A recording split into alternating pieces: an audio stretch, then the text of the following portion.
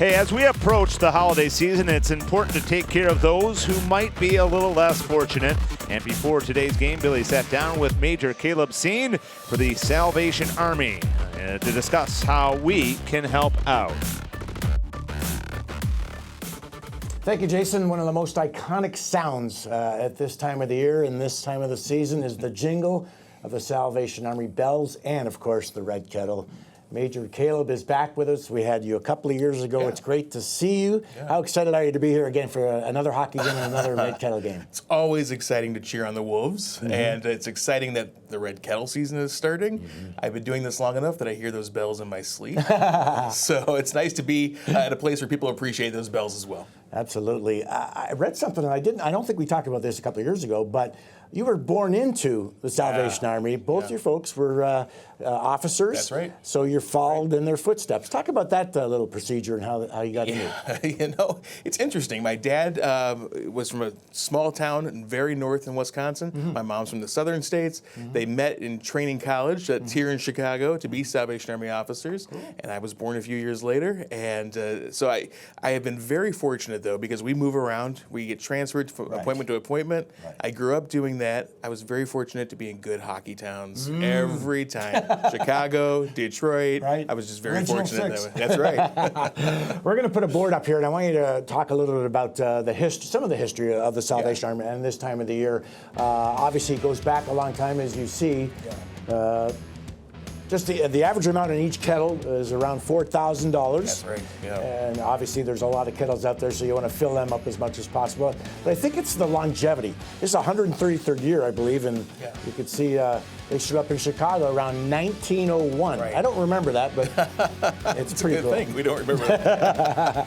Yeah, I mean, it's just a long-standing. It's become an iconic part of the season, and to not hear those bells or see those kettles would be a big deficit for us.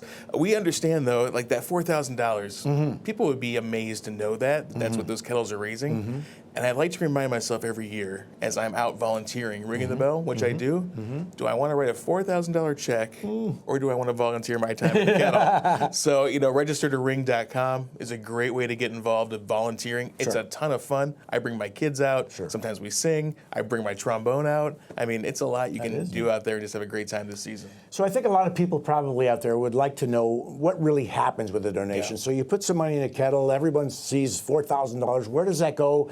I know it stays local, so maybe talk a lot about that. And I can talk about the evolution of it because in 1901, it was to fund probably one or two dinners. I mean, when we were raising those kettle money, turn of the previous century, it was to have a Christmas dinner, a Thanksgiving dinner, whatever it may be. Now it is a year-round fundraiser. So when you put money in those red kettles, you are supporting us 365 days of the year. What that looks like is, of course, basic needs. So keeping food on the table, helping people keep their utilities on, helping people keep their heat on through the winter, making sure kids have backpacks and clothes for school, sheltering individuals who are homeless in the city and beyond, and making sure that if they are on the street, that a mobile feeding program is going around. They bring them lunch and dinner. All of that just from what's going in those red kettles. And I'm not even scratching the surface. Youth programs, adult programs, grandparents programs. I mean, throughout the year, 365 days of service to the community. Probably people think, too, when does it ever stop? Because, you keep doing it every year. But this year, more than ever, when you see some of these stats, we're going to have another board up here. It's just amazing what has happened over just a 12-month period. I mean, we see tripling in the homeless stats. This is crazy numbers. You and I were just talking before we started, and I said 25% of children in the CPS system are experiencing poverty in some form, in some level. And to think of 25% of a school district experiencing poverty, it just breaks your heart. And I think a lot of the times we have an idea in our head of who the people are that are struggling. We've seen pictures, we've seen movies, the media portrays a picture for us. More times than not, it's our next door neighbor who's just having trouble living from paycheck to paycheck. It's kids that our kids go to school with. It's friends that we meet through sports programs or community events. It is people that we're having relationship with every day. And but for the grace of God go I, that it's not you and I in those certain times. It's a lot easier today also with what has been implemented, the QR codes and the NFCs to donate. Can you maybe tell us a little bit about how easy it is? We're making that jump into a more digital giving platform, which is good.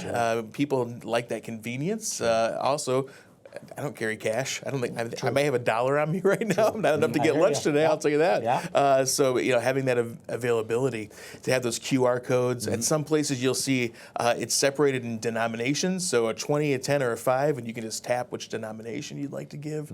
Other places a QR code that'll bring you to a giving platform. Online, we even have ways you can start your own Red Kettle online. Oh, that's cool. Share that link with your friends and raise some funds for the Salvation Army. Very neat.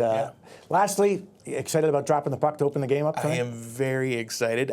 I slept okay last night. There are some nerves that go into it. You want to. I got a form I want to carry. I don't want to. I'm making sure I'm not getting checked at the same time.